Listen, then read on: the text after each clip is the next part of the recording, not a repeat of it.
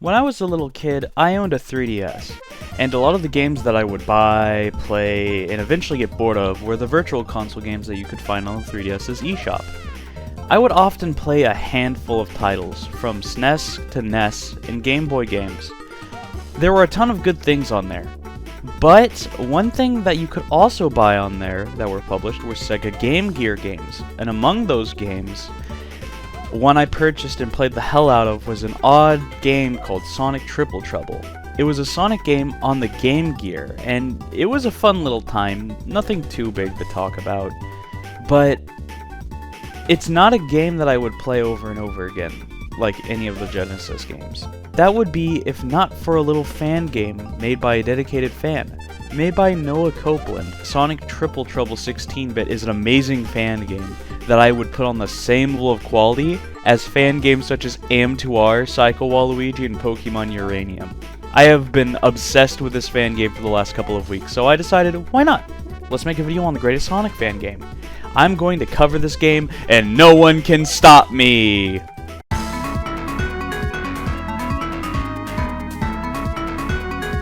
Something I should have mentioned in the intro of this review is that this game is a reimagining of the Game Gear classic. It's improved in several different ways.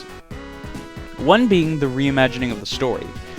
This game takes place directly after the events of Sonic 3 and Knuckles, the game's opening cutscene being a continuation of the ending cutscene from that game. It gives us a small recap with Sky Sanctuary playing in the background, but near the looping point of it, the track ominously stops and is replaced by a really unnerving track as they fly into a storm cloud. The ominous music that's playing is really reminiscent of the track from Echo the Dolphin, that being its super eerie and atmospheric. Then suddenly, the robot turns back on and starts attacking Sonic and Tails. It starts walking around like the Death Egg robot from Sonic 2. Luckily, Sonic and Tails still have the Chaos Emeralds and are able to easily take care of it. Robotnik escapes, but the two catch up, and then Sonic tries to murder him? I don't know what he was planning to do, but luckily for Robotnik, he had a plan for this, and he sneak attacks Sonic and Tails, knocking the Chaos Emeralds out of the two. However, after stealing one of them, the rest are warped to special stages. With only being able to take one, Robotnik escapes in his Eggmobile, with Sonic and Tails giving chase. Along their journey, they come across a few foes aside from Robotnik. Knack the Weasel, or Fang, I don't know what to call him, but he's a treasure hunter who's after the Chaos Emeralds for himself, and Knuckles. It's such a shocking betrayal to Sonic and Tails. Look at their faces when he betrays them! The story kind of takes a backseat for a while until the end of the jungle stage where Sonic and Tails board Eggman's Zeppelin, where it looks like Robotnik is trying to clone the Chaos Emeralds that he had taken from Sonic and Tails at the beginning of the game. After making the Zeppelin crash, you land in Robotnik Winter Zone, and that's where I'll leave the story section for now. You all know how much I like making the in-game section an all-in-one for the last few parts of the game, but I will say, Eggman flying in a Zeppelin is like the perfect flying machine for him. It's literally, you can see it's like shaped like an egg. Anyways.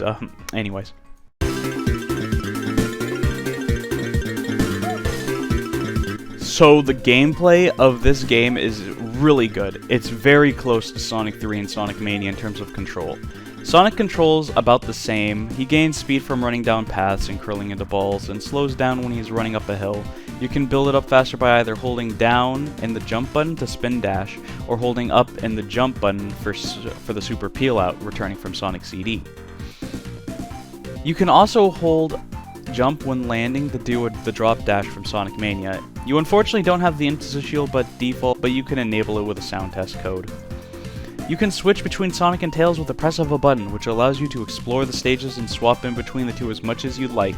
Tails is great to play when you're searching out or want an easier time navigating the platforms.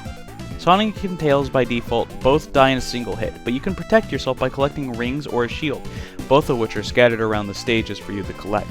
The elemental shields return from Sonic 3 and Knuckles, and they're both more available and less available than they were in 3 and Knuckles. Here, they're hidden more and not as frequent, but not only do the shields not disappear when you beat a stage, but they can be retrieved from a checkpoint special stage. This means if you're skilled enough and lucky enough, you can have any shield in any stage you want.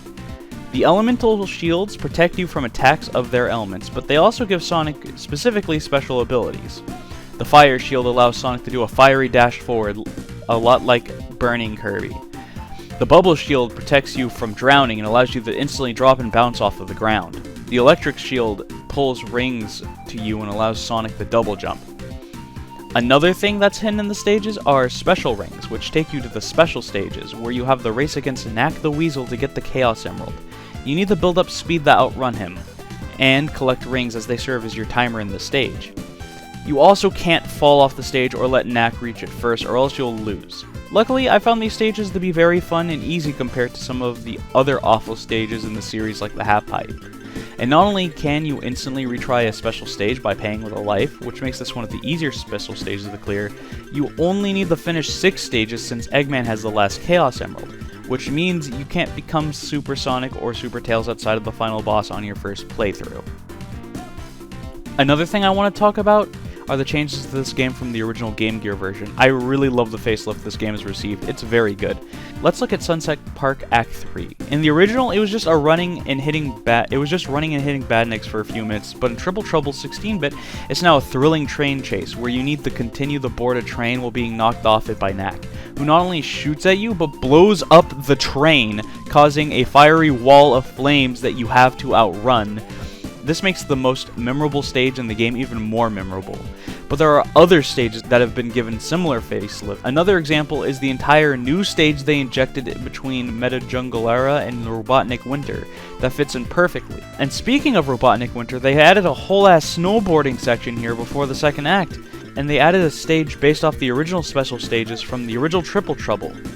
Purple Palace. This stage is really good with excellent music, and the last stage to have a major change to it is the second act of Tidal Plant, where you spend the entirety of it in a submarine instead of being in another underwater stage. These are just a few examples in this excellent fan game of great changes.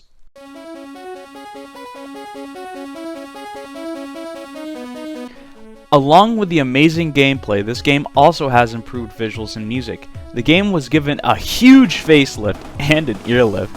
Each stage has had their visuals lovingly created in the style of Sonic 3. The zones here have been added on to.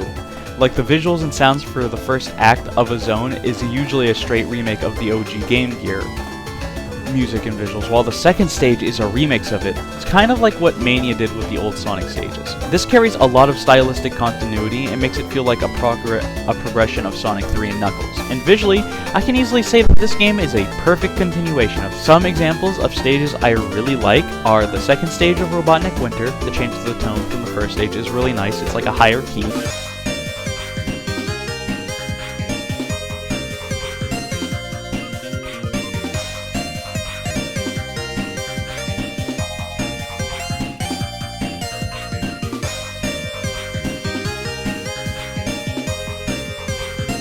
I really like the change from Tidal Plant Act 1 to Tidal Plant Act 2 a ton. I like how it becomes a unique underwater section with a submarine, and the music is just so good. And anybody who's been on my channel for a long time knows that I love underwater stages.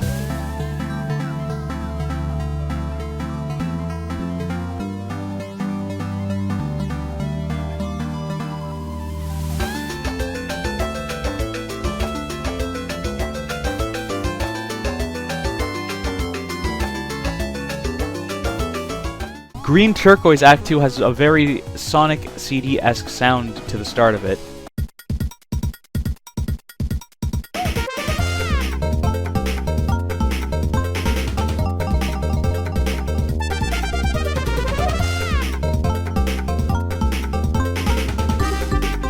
And I really like Sunset Park Act 2. I really like how Sunset Park Act 2 has both instruments reminiscent of Sonic 2's Mystic Cave Zone and Sonic 1's Labyrinth Zone. It's a very unique mix.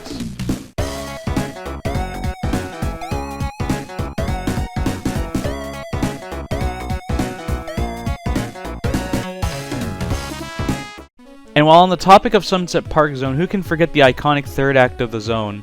What was an interesting set piece has become an amazing train chase with its music and visuals lovingly created.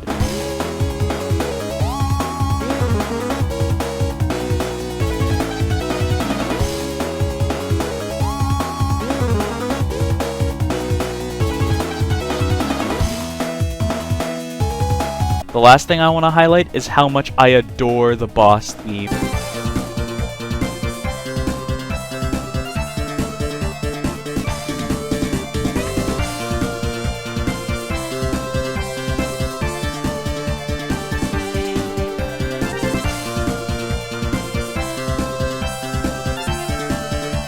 I could honestly listen to music from this fan game for hours and hours, and I have. If you won't play the game, I highly suggest listening to a few of its songs at least.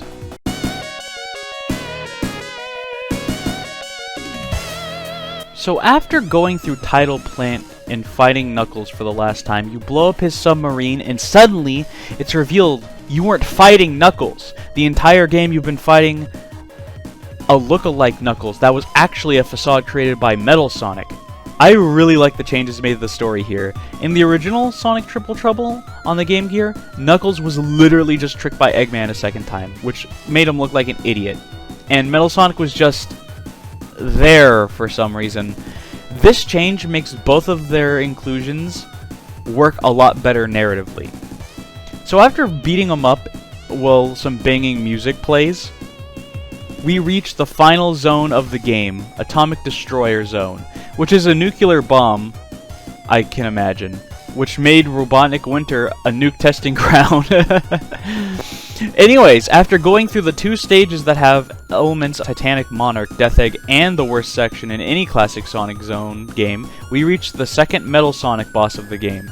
I just want to compliment the boss fight music again. The game gave Metal Sonic amazing music in this. It's very good. I wouldn't say that the final boss is good, but that's fine, because the secret final boss makes up for it.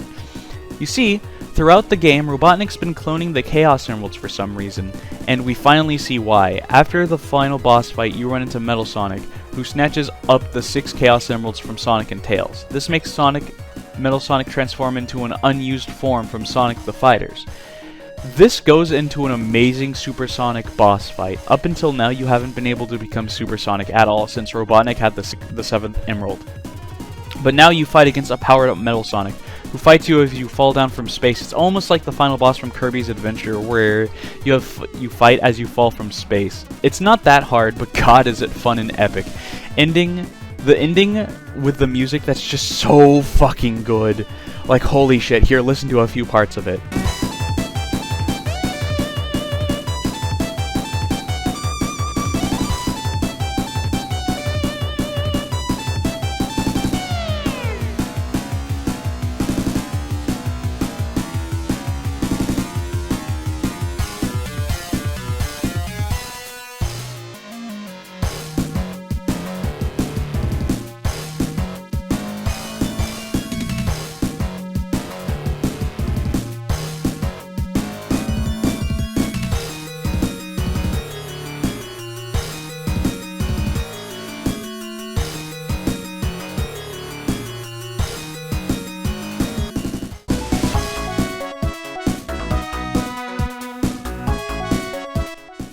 So, after beating the game, you unlock a few things, none of which are too big of a deal to speak about. You unlock Knuckles and stuff, but what's the conclusion?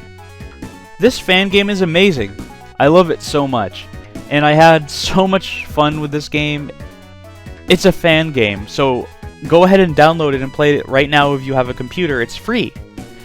I could go on for hours and hours about how well this game has recreated Sonic Triple Trouble, and it's basically replaced the Game Gear version. Like, any version of Sonic Triple Trouble is inferior to this one. Now, with that being said, and that being covered, this was a short video, and that's because I'm going to be starting on my next big project, and it's going to be a big one, so it's going to take a while. So there will be a few videos in between now and there, but those will probably be smaller ones. Yeah, wish me luck.